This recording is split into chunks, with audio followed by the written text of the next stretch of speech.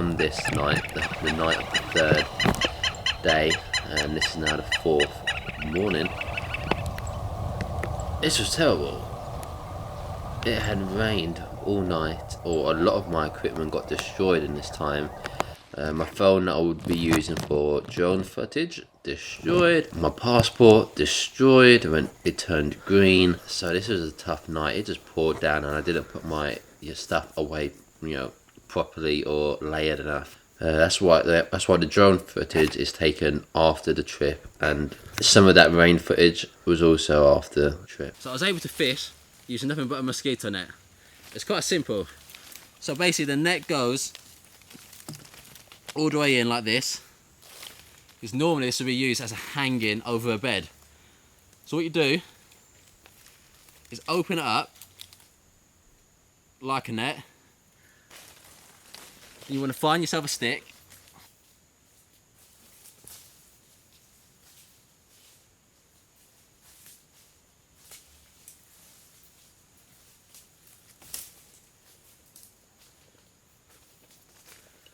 that's it, like this will do fine.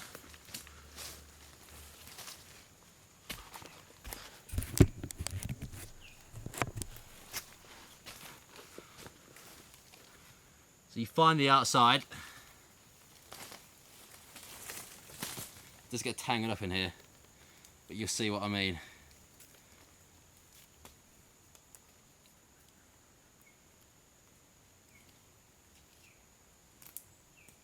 There you go.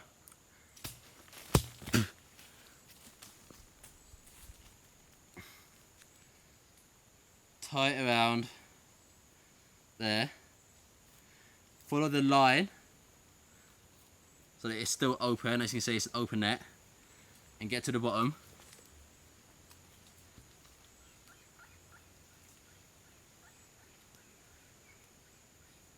And there, you can have it open on one end.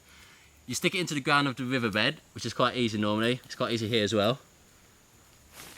There you go. Essentially open it up. The current will push that back. That gives you a net. Every so often, the current will push it back and gives you a net like this. You may want to close the net every so often to see if there's any fish in there, or you might wait to feel the fish hit the net. A lot of the time I did it just by guessing. So I got this, close it up and then pull it out and see if I find anything.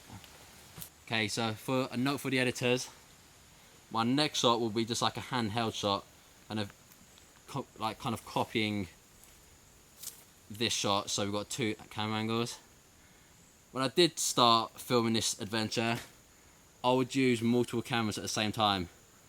But as time goes on, and my energy kind of wanes a bit, and I'm just feel a bit lethargic, I'm just using one. I'm just being lazy and just using one camera at a time. Normally I have like a GoPro here, an A5000 here, but now it's just like the easier route. A good way I found to keep the mosquitoes off is to use ash from the fire and rub it over your body. I want to show you how. So of course you want to get cold ash. Well, not too cold, but I mean like you don't want it straight from the fire. So I'm just going to use some more ash from the fire to rub it over my body.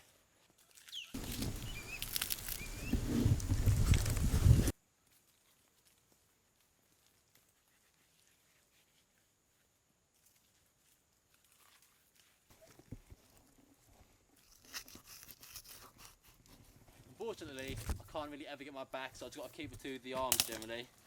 The torso, generally I can't get my back, so I have to keep it to my arms.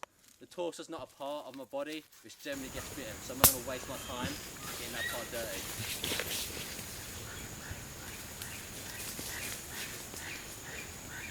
Mostly just my arms and my legs.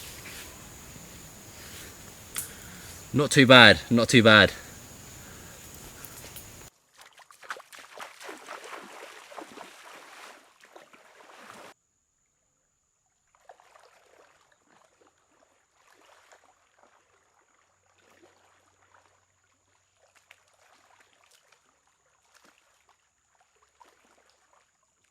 Look how beautiful a place this is. I may be surviving out here, Look how breathtaking the place this is. I might be out here to survive, but for the final night, it's nice to bathe for one last time.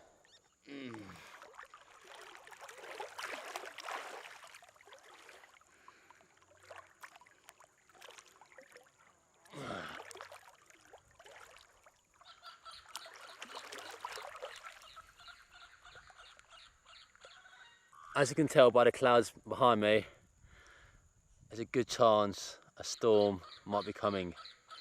As it is coming to the end of the dry season, that's when the storms start. And I don't want another storm like last night. It's my penultimate day out here now. Been here for 4 days, and on the 5th day is the day I will be leaving. Very excited to be leaving to get back to creature comforts and some nice warm food. I feel like I've achieved all I wanted to out here, you know. I figured out water, shelter, fire, and food. I could live out here much longer than I have, but one of the main problems out here is the boredom and the isolation. Because once I've completed all my aims, then I'm kind of done. There's not much else for me to be out here for, other than just to hit another kind of ambiguous target. But I feel happy with what I've done. 5 days, I've hit my target. I've done all the 4 things as I wanted to. I've survived out here, and I've thrived out here. I do notice my body's probably burning quite a bit of muscle at the moment. It's just due. I've noticed that my body's burning a bit of muscle. I've noticed this, not physically, but more from the fact that my energy isn't as high as it was yesterday. Yesterday I had quite a few fish, and my energy levels are quite good. But by the time it came to this afternoon today, my energy levels have been completely distraught. As you can see, I spent a lot of today packing my stuff ready to go for tomorrow because I want to do that in advance. A lot of my stuff last night got waterlogged. Even in my dry bags, I had 2 phones in there which got waterlogged, do not work at all. I've also had a lot more batteries waterlogged, but the main problem is the phones, because you know, once I'm outside in the kind of the actual world, then I've got no way to contact people. So that's a big problem, and they're quite expensive as well. So despite them being called dry bags, I don't rate them too highly. Like if I was got underwater in one of those, you know, that'd be a big problem. But I was just in the jungle and it's just like pouring down, that was it. And it got soaked at the bottom. One of the biggest challenges out here has been the filming part, you know. You can do the surviving part, no problem. But when you combine it with having to lug all your gear and having to record everything yourself and having to do your own sound, having to mic yourself up, it all adds up, and it's, you know, it's a drag on the survival experience because I've got to do it all myself. It all adds up, and it's a drag on the survival experience because I've got to do it all myself, and it takes time and it's very technical, and it means it's distracting me from doing survival stuff like fishing. So I've caught less fish because I've been filming it all, and it's tiring. So a lot of the time I've not been filming because it is tiring to film. You've got to plan everything, you've got to plan your shots, you've got to lug your camera around, you've got to strap it to a tree. So I've kind of kept the filming to a basic. So I've missed out a lot, especially on the first day and the first 2 days checking into here. I didn't film much because I kind of find it that I want to get to my destination first and I can relax, because I don't know where I'm going a lot of the time. I base a lot of my research on Google Maps, so I don't know what I want to see when I get there. So I'm kind of under a lot of pressure to make sure I actually find a good destination. To help combat the mosquitoes, I've had a fire going pretty much the whole time, which the smoke is very good to get away from it. But unfortunately, the fire does keep you a bit too warm, so you can't really stay next to your fire during the day. It's only really useful at night and when you're cooking. A good way to get mosquitoes in hot. A good way to get rid of mosquitoes in hard to reach places is using this. Scratch your back and you're done. This gets rid of the mosquitoes. Now I'm just going to show you my gear. This bag right there got soaked. That bag also got soaked. That bag was the worst bag. Despite being labelled as a dry bag, it did not keep things dry. If you can't keep things dry, it shouldn't be given that title. I will complain. I've also got a dry bag here ready, full of water, so I can put the fire out, because I don't want to cause any forest fires when I leave. There's about 40 litres of water in there, so that'll do the job. I would say being barefoot is a lot easier this time than it was last time because of the environment. I noticed in the first few days here, maybe the first day, there weren't any stones. That meant that I couldn't use a hot stone to boil any water. So I had to use the bottle method, which, you know, worked, but it's not efficient enough and does not give or yield enough water. So my feet are in a lot better shape than they were in my Malaysia trip, where there were a lot of stones, and so my feet are in a lot better state than the Malaysia trip because there's a lot less stones. There are still spikes in the ground, with very small spikes of little kind of twigs and barbed thorns of like dead branches, which is manageable enough for me. The being naked part hasn't been too hard. I'm now just so used to it. It's kind of it just makes the nights colder, and it makes you feel a lot more vulnerable. Like, it makes the nights feel a lot colder, and it makes you feel a lot more vulnerable. It makes the nights feel colder, and it makes you feel a lot more vulnerable because you don't have any kind of layer of protection, you know. Clothes are your first layer of shelter, essentially. So when you don't have that, you are literally naked. Sleeping on the ground can be quite hard when you don't have the fire going. It did go out. Sleeping on the ground, it can be a bit hard when you don't have the fire going. You know, it did go out a bit when it started to rain, but, you know, the embers kept it going. Once you've got the fire, it's plain sailing from there. All you got to do is not lose it. So the first few minutes of trying to get the fire is the hardest, and I'm very impatient, and I need to get fire sorted straight away. Like when I was doing it on my second day out here, it was in the middle of the heat of the sun, and I was baking, I was sweating, I was dehydrated. So I was very impatient and very kind of stressed out at that point because I just needed it. I just wanted it there. Like mentally, I just wanted it straight away. Yeah, so when you're on the ground, it does kind of chill you out a bit because the ground is normally colder than so when you're on the ground, it does chill you out a bit because the ground's colder than the human body. And in nature and in thermodynamics, heat always wants to average itself out. So if you're hotter than the ground's going to take some of that heat to get an average temperature. I think one of the biggest successes of this trip has got to be fishing. I managed to catch fish using a mosquito net, which is very, very impressive. I've never done that before, and I'm not a fisherman of any kind. So I'm very happy to have done that. That's something which we weren't able to do in Malaysia. Maybe down to there not being a fish in the river, but also maybe we weren't trying hard enough. So I'm happy we did that. Well, this is the penultimate day, so I'm excited to go home tomorrow and be well fed again. The thing out here is that the days are very long. As we are near to the equator, it's about 12 hours of darkness, 12 hours of light almost. Which means I generally wake up at like 5 in the morning and it goes dark at about 5 as well.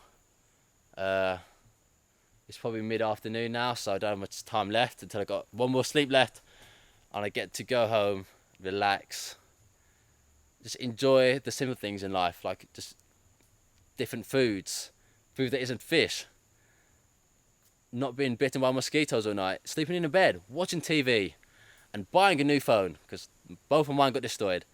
This also meant I couldn't use my drone, as my drone does rely on my iPhone as a kind of remote. So that's kind of a big downer.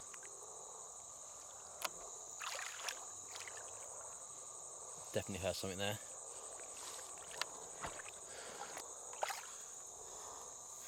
Want some? I was just in my shelter, but I'm really thirsty and I need some water. I'm gonna brave it down here, even though it's dark as hell and can't see a thing.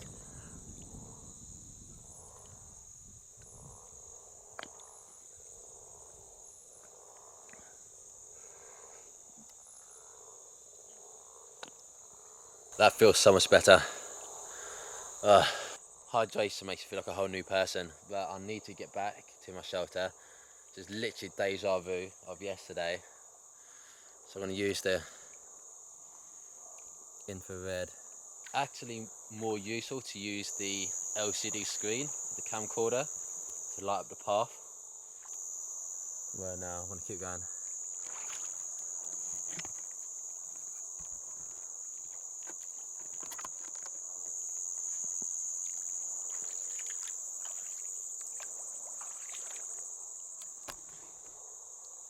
Here,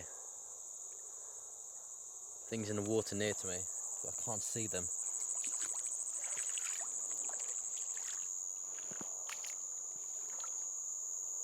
Come on, keep going.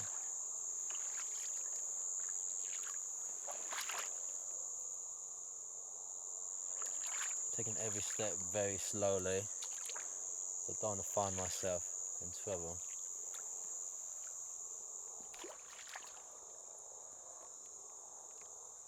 Maybe I should be stamping to make people, well, not to make people. Could I have a step slowly to be careful of my step, or could stamp in order to let any kind of creatures know where I am and to kind of move away. But I want to go slowly because I'm not that brave. It's true there. Whoa, okay. Just a twig hit me.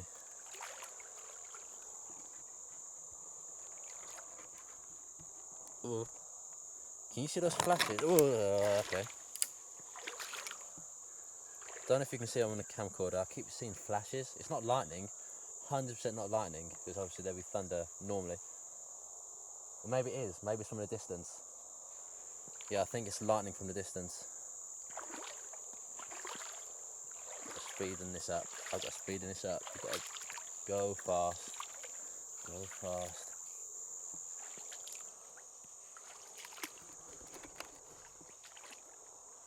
Come on. Oh, come on. Got to speed in this.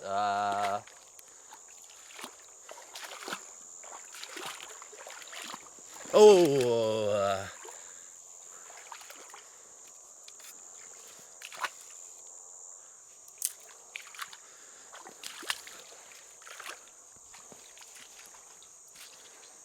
Now, I think I recognise this tree. I think I recognise it.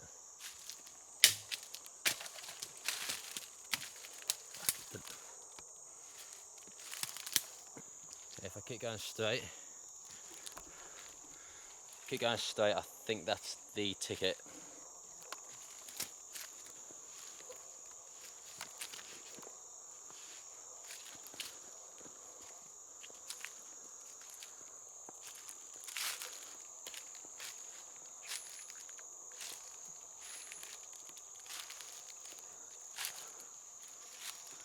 Okay, yeah. Keep going. There should be some trees on my left, I think, and on my right. The thing is, everything looks so dark on the jungle floor. Okay, left or right. I've got a choice. I'm gonna either go to my left or to my right. I think it's to my right. I made the mistake of going left the last time. I've had to do this.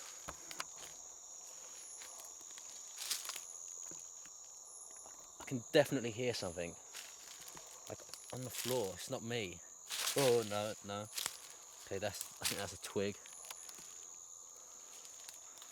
Oh no, I don't want to step there. I can hear something moving around. I can definitely hear something moving around. Cool, come on. Okay, now no, not far. Come on. I just did a stamp there to warn any creatures, but it does not make me feel any more brave. Okay, that is a dead end, right?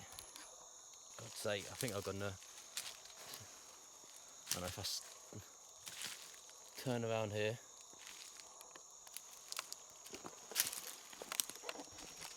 Whoa! So the camera just hit a tree. Okay, here we are. I know this area. 20 steps away. 1, 2, 3, 4, 5, 6, 7, 8. Okay, I don't know this part. No, I know that area. Okay, I'm close. Something in my ear. And mozzies. Not far. I'll go this way. Oh. Okay, I can pretty much. almost see a hint of my shelter. You smell a bit of smoke. Yes, feel good about that one. Was it worth the water? Maybe, I don't know, it's not worth the fear.